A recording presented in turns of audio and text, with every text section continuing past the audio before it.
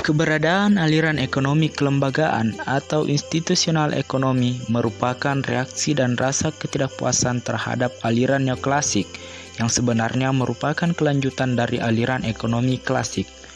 Menurut Hasibuan, inti pokok aliran ekonomi kelembagaan adalah melihat ilmu ekonomi sebagai suatu kesatuan ilmu sosial, seperti psikologi, sosiologi, politik, antropologi, sejarah, dan hukum. Secara garis besar, mazhab ini menentang pasar bebas dengan semboyan laissez-faire dan motif laba maksimal. Gunnar Myrdal, yang dikenal sebagai salah satu ekonomi aliran kelembagaan, menyatakan teori ekonomi yang sekarang diajarkan dan diaplikasikan di seluruh dunia yang berbasis kepada aliran neoklasik hanya cocok untuk negara maju. Menurutnya, teori ini tidak dikembangkan untuk menganalisis masalah-masalah ekonomi di negara-negara terbelakang. Kelembagaan adalah aturan dan norma dalam masyarakat yang menentukan hal-hal yang boleh dan tidak boleh dilakukan, atau kewajiban yang harus atau tidak harus dilakukan. Bagi North, institusi adalah aturan main dalam suatu organisasi.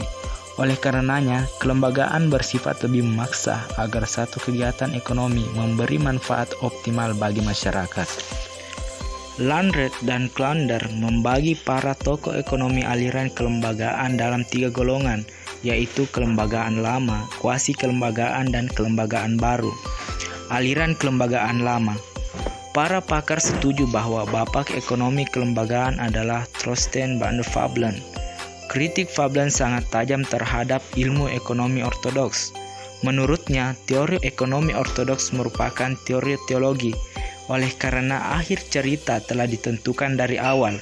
Misalnya, keseimbangan jangka panjang itu tidak pernah dibuktikan, tetapi telah ditentukan walau ceritanya belum dimulai. Selain Vablen, yang termasuk tokoh aliran ekonomi ini yaitu Wesley Clyde Mitchell, John R. Commons, dan John A. Hobson. Selanjutnya, aliran kuasi kelembagaan. Para tokoh yang termasuk ke dalam aliran ini adalah mereka yang terpengaruh oleh pemikiran Vablen dan kawan-kawannya, akan tetapi sifatnya terlalu individualistik dan ikonoklastik, dan corak pemikirannya pun berbeda dengan aliran kelembagaan baru. Para tokoh aliran ini antara lain yaitu Joseph Schumpeter, Gunnar Myrdal, dan John Kenneth Galbraith. Selanjutnya yaitu aliran kelembagaan baru. New Institutional Economic atau NIE secara garis besar merupakan upaya perlawanan sekaligus pengembangan ide ekonomi neoklasik. Douglas Sinor mengungkapkan bahwa NIE masih menggunakan dan menekankan asumsi dasar dari ekonomi neoklasik, yaitu mengenai kelangkaan dan kompetisi, akan tetapi meninggalkan asumsi rasional instrumental. NIE selanjutnya memperdalam kajiannya tentang kelembagaan non-pasar seperti hak kepemilikan, kontrak, partai revolusioner, dan sebagainya. Terdapat beberapa teori yang dikembangkan dalam ekonomi kelembagaan. Yang pertama yaitu biaya transaksi. Biaya transaksi adalah biaya-biaya untuk melakukan proses negosiasi, pengukuran, dan pemaksaan pertukaran.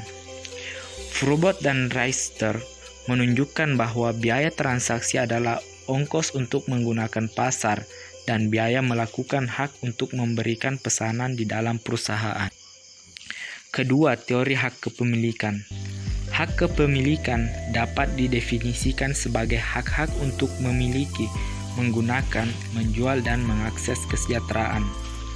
Bromley dan Carnia mendefinisikan hak kepemilikan sebagai hak untuk mendapatkan aliran laba yang hanya aman bila pihak-pihak lain respek dengan kondisi yang melindungi aliran laba tersebut. Terdapat 3 tipe hak kepemilikan yang eksis di masyarakat, yaitu hak kepemilikan individu, hak kepemilikan negara, dan hak kepemilikan komunal. Ketiga adalah teori modal sosial. Modal sosial yaitu modal yang terbangun dari jaringan kerja, norma, dan rasa percaya yang tumbuh akibat adanya interaksi antara pelaku ekonomi. Coleman menyebut setidaknya terdapat 3 bentuk dari modal sosial, yaitu struktur kejiwaan, ekspektasi, dan kepercayaan. Perkembangan ekonomi kelembagaan di Indonesia.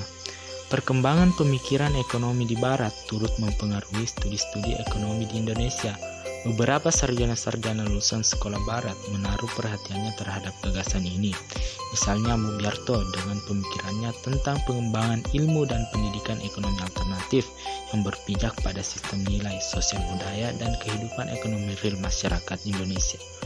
Perkembangan terkini yang perlu dicatat ialah dimasukkannya mata kuliah ekonomi kelembagaan dalam kurikulum studi pembangunan di Fakultas Ekonomi. Demikian juga pengalaman banyak negara menunjukkan bahwa institusi merupakan determinan utama kesejahteraan dan pertumbuhan jangka panjang.